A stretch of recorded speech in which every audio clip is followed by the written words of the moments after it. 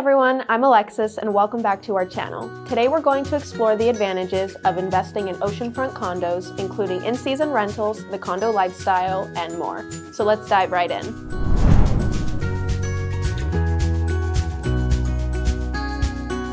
Look, renting out a property is always a reliable way to gain passive income, but when you rent out a condo during peak vacation season, particularly in a popular destination like ours, the potential for gaining a profit out of your investment increases significantly, especially when compared to long-term agreements. When you consider a condo rental, it's important to factor in your ownership costs. By having in-season rentals, you have the potential to offset the expenses and even make a profit. If I had to summarize it in one sentence, essentially, someone else is paying your bill. One of the greater benefits of seasonal rentals is the flexibility that they offer.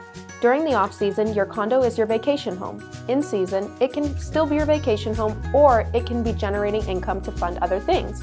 An added benefit is maintenance. The responsibilities are minimal. Condos are often loaded with services and amenities that are provided by the condo association, which relieves you of the burdens that typically come with owning a traditional home. Issues are taken care of for you, reducing your workload and giving you more time to relax. Property appreciation can't be overlooked here. It's another major advantage of owning a condo.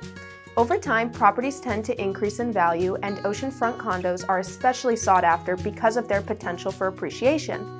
By renting it out, and if you choose selling it later on, you will end up with a very profitable return on your investment. Now, I understand that all this information can be overwhelming.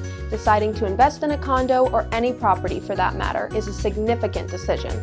That's why I'm here to help. Once again, my name is Alexis, and if you have any questions about investing in oceanfront condos, leave them in the comments below.